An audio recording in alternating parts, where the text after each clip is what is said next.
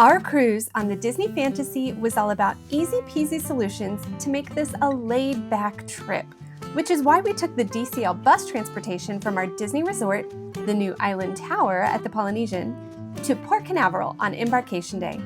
It was so nice to let them handle all the details. But once the cruise was over, we wanted to enjoy one last day of magic in the parks before heading to the airport to fly home, which left us with a major issue. How are we going to get there, and where will we leave all our luggage? Disney bus transportation would take us to MCO, where we could leave our luggage with a service that we hoped wasn't sketchy, and then Uber all the way to Hollywood Studios. Or we could just Uber straight to the theme park from the port, but who would take our luggage all day? I knew that Disney parks had lockers for rent, but could they hold our luggage? Turns out the ones at Disney World can barely hold a small duffel, while at Disneyland you may be able to fit a small rollerboard suitcase. So should I just go back to my resort and pretend like I was continuing my stay as a guest and try to leave my suitcase with Bell Services? What if they saw that I didn't have a reservation for that date and just left me standing on the curb with a suitcase? I wasn't willing to risk my one day in the parks on that possibility, so I priced out one-way car rentals from Port Canaveral to Orlando International Airport for one day.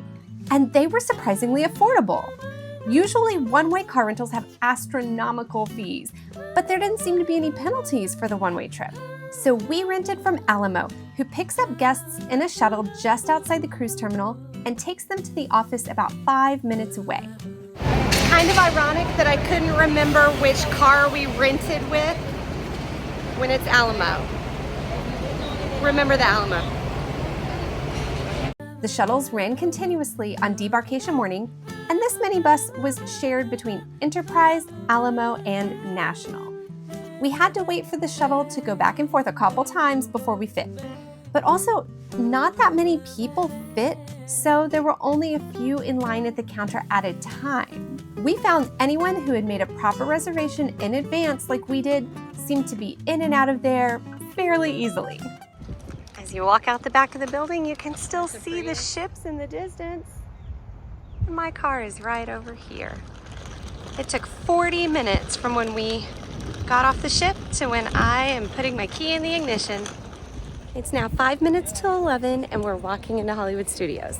So if you are picking up a rental car after getting off the ship, we didn't get off the ship till 9 a.m. and we made it over to the parks in just under 2 hours.